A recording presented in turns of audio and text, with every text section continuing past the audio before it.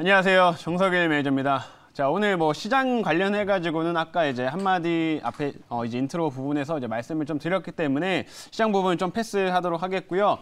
바로 이제 좀 리뷰 한번 들어가 보도록 하겠습니다.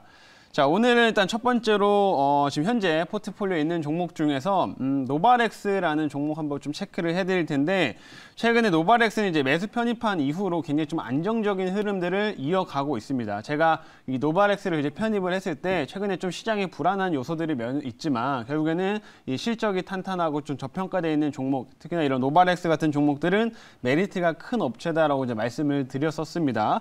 근데 지금 보시면 오늘 시장에서는 한 1.6% 정도, 1.7%가량 좀 상승을 좀 해주고 있는 모습이고요. 매수 편입한 이후로도 크게 흔들림 없이 좀 무난하게 우상향을 좀 그리고 있어요. 왜 이렇게 지금 시장에서 우상향을 안정적으로 이렇게 만들어 가고 있느냐? 바로 하반기 실적이 굉장히 기대치가 높기 때문이죠. 왜냐하면 이 업체는 이제 건강기능식품 쪽에서 이제 주문을 받아서 위탁 생산을 해주는 업체인데, 하반기가 제가 더 기대되는 이유가 뭐냐면 신공장이 이제 돌아간다라고 이제 말씀을 드렸죠. 그러면 이제 새로운 공장이 가동이 되면서 매출이 같이 또 붙어지게 되기 때문에 하반기 실적에 대한 기대치는 훨씬 더 높을 수밖에 없다라고 이제 말씀을 드렸었고, 매우 안정적인 흐름 보이고 있습니다. 그래서 지금 보시면은 나름 여기 한번 그때 크게 급등했던 구간들을 좀 넘어서는 움직임 좀 보이고 있는데, 아마 여기서 이제 오늘 종가상으로 안정적인 흐름을 좀 보이게 된다고 하면 이 직전 고점 때는 충분히 넘어가는 움직임 만들 수 있을 거다라고 좀 보고 있습니다. 그래서 그 점 참고하셔서 투자하시면 될 것 같고요. 자, 두 번째로는 삼천리 자전거 한번 보겠습니다. 자, 삼천리 자전거는 제가 이날 이제 편입을 하고 바로 다음날 한번 좀 급등이 한번 나왔었어요. 이날 편입을 하고 다음날 급등이 나와서 목표가 터치를 지금 한 상황이기는 한데, 바로 그러고 나서 조금 시세가 눌리는 모습을 좀 보여줬습니다. 근데 최근에도 뉴스를 조금 보시는 분들 같은 경우에는 아마 자전거가 요새 없어서 못 판다, 이런 뉴스들을 많이 보셨을 거예요. 실제로 최근 들어서 이제 삼천리 자전거라든지 뿐만 아니라 이런 자전거들의 전반적인 수요가 많이 증가되고 있는 상황인데, 이 출퇴근용으로도 자전거를 사용하시는 분들이 굉장히 늘고 있고, 또 배달용, 이제 배달을 좀 알바 형식으로 좀 하게 되면서 거기에 자전거를 활용하시는 분들이 많다 보니까 여전히 자전거 수요는 증가되고 있는 상황이다. 게다가 하반기에는 좀 더 이제 기대가 되는 게 전기 자전거라고 이제 말씀을 드렸죠. 전기 자전거도 최근에서 가파르게 좀 성장세를 보여주고 있기 때문에 아마 재차 좀 상승폭을 좀 만들기에는 충분히 가능한 종목이다라고 말씀드리고 싶고요. 최근까지 뭐 안정적 좀 횡보세 박스권 아직 안에 있는 구간이기 때문에 재차 흐름들 좀 보일 때는 훨씬 더 강한 흐름들 만들 수 있을 종목으로 말씀드리도록 하겠습니다. 그리고 이제 세 번째로는 어제 이제 편입했던 종목 한번 체크를 해볼 텐데, PHA라는 종목이죠. PHA라는 종목 어제 이제 편입을 했었습니다. 이 종목은 현재는 뭐 크게 움직임을 보이고 있지는 않고, 현재는 약간 약보합권에서 지금 움직임 보이고 있는데, 최근에 이제 제가 자동차 종목들을 편입한 이유 중 하나가 지금 우리나라에서 수출 데이터가 공개가 됐는데, 그 중에서 가장 크게 증가된 게 이 자동차 부품이다라고 말씀을 드렸었죠. 그래서 이 PHA 같은 경우에는 자동차 쪽에 들어가는 뭐 이제 도어 락이라든지 이런 부품들을 여러 가지 생산을 하게 되는데, 이 업체가 제가 이제 이 편입을 말씀드렸던 이유가 이 현대차가 이제 미국 쪽 투자하는 것뿐만 아니라 이제 전기차 모델이 점점 늘어나게 되면서 원래 기존의 내연기관에 들어가던 부품들 숫자보다 훨씬 더 많은 부품들의 증가가 하게 됩니다. 그래서 그 부분에서 향후 수혜를 좀 많이 받을 수가 있고, 올해 또 기저효과도 기대되는 종목이기 때문에 이 종목 어제 말씀을 드렸었는데, 현재까지는 조금 큰 움직임은 없다. 근데 충분히 재차 좀 올라갈 수 있는 종목이다. 이렇게 한번 좀 말씀을 드려보도록 하겠습니다. 그리고 마지막으로 짧게 파마리서치도 한번 간단히 좀 보겠습니다. 요것도 보시면은 파마리서치도 지금 이제 2차 목표가가 얼마 안 남았어요. 그래서 보시면은 오늘도 지금 한 2%가량 상승을 좀 하고 있는 상황인데, 파마리서치도 결국에는 얘도 실적 바탕으로 가는 거거든요. 이런 콘주란, 리주란이 워낙 또 잘 팔리고 있기 때문에 실적 바탕으로 주가가 좀 올라가고 있고, 충분히 이 종목 2차 목표까지는 문제없이 갈 수 있는 종목이다. 이렇게 좀 정리해드리도록 하겠습니다. 리뷰는 이제 여기서 마치도록 하겠고요. 오늘 한번 신규 종목 편입을 해보도록 하겠습니다. 자, 오늘 신규 좀 현재가부터 좀 체크를 해보면, 자, 현재가는 지금 78,700원이에요. 매일 유업이라는 종목이고요. 78,700원에 매수 편입해보도록 하겠습니다.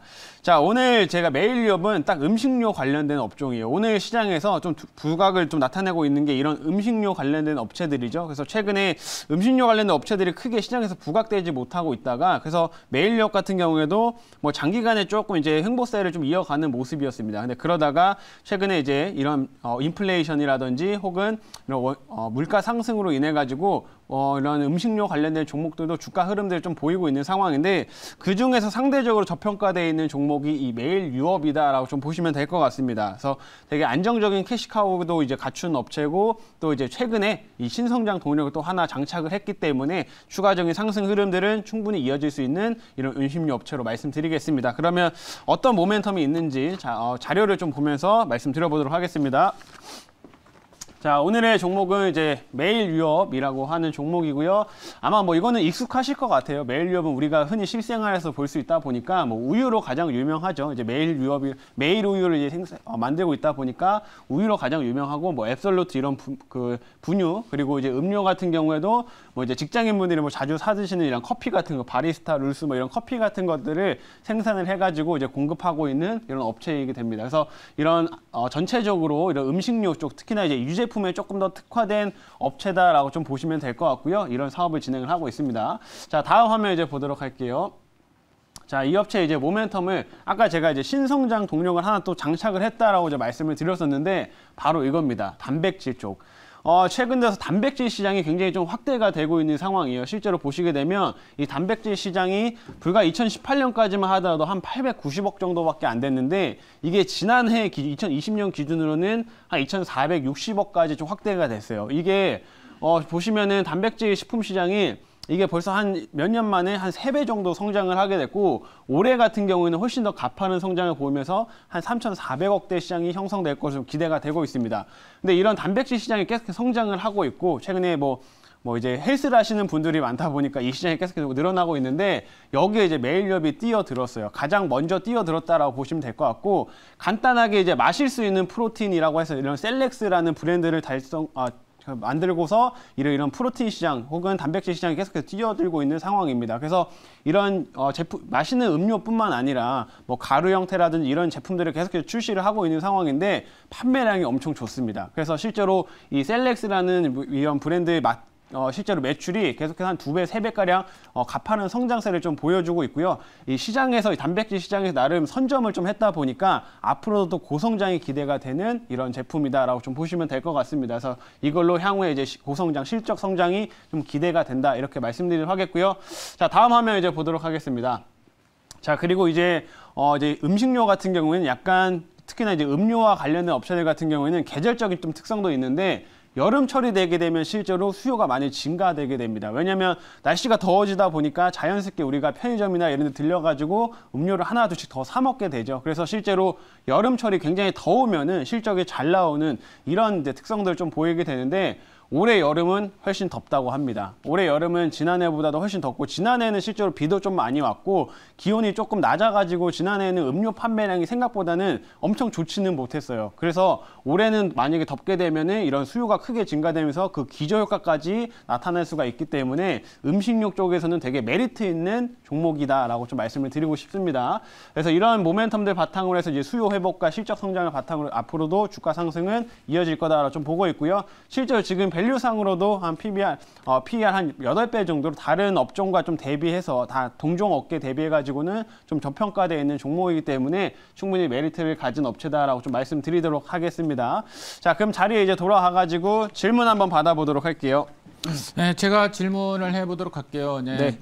이야기하신 대로 이제 그 여름 관련주, 그다음에 단백질. 요즘에 편의점 같은 데 가보면 정말 단백질 관련 음료수들이 많이 있습니다. 순식간에 이제 많이 깔아놨더라고요. 그렇죠. 그런 것도 영향을 많이 받을 것 같고. 자, 그래서 우유 관련 종목이 사실 이제 시세가 크게 터진 케이스가 어떤 모멘텀이 옛날에 이제 이런 거 말고 또 특별한 게 좀 있었는지 이렇게 좀 이야기 좀 해주시고, 최근에 또 경쟁사죠. 네. 남양유업이 또 이런저런 스캔들로 계속적으로 이제 안 좋은 모습인데 오히려 또 반사이익 그런 것까지도 좀 기대해 볼 수 있는 건지. 그렇죠. 되게 좋은 점을 이제 말씀을 해주셨는데 실제로 메일리업이 이제 업계에서 굉장히 좀 좋은 업체로 이제 이제 많이 부각이 되고 있는 이유가 또 남양유업 때문에 그렇습니다. 남양유업 워낙 좀 스캔들이 많고 이슈들 좀 불거지다 보니까 이제 불매도 이제 사람들이 이제 많이 하게 됐죠. 그러다 보니까 그 반사 수혜를 실제로 메일리업이 많이 받고 있고요. 그게 지금 주가상으로 아직 반영이 안 됐다는 게 굉장히 큰 메리트로 볼 수가 있겠습니다. 실제로 그게 주가에 이미 반영이 됐다고 하면 이미 뭐 좀 지금 접근하기엔 좀 부담스러울 수가 있겠지만은 실제로 매일 남양유업에 대한 부분들이 반사 수혜를 좀 받는 부분들 실적은 증가를 하고 있는데 실제 주가상으로는 그게 크게 반영이 안 됐기 때문에 현재 구간에 접근하기 훨씬 더 메리트가 좀 크다 이렇게 말씀드리겠고 여름철에 이런 우유 관련 유제품도 충분히 수요가 계속 증가되는 움직임들이 있다 보니까 실적 성장까지 기대해 볼 수 있겠다 이렇게 말씀드리겠습니다. 자, 그러면 이제 목표가를 이제 말씀을 드리면 1차 목표가는 이제 85,000원을 제시하도록 하겠고요. 2차 목표가는 9만 원, 그리고 손절가는 7만 원을 제시하도록 하겠습니다.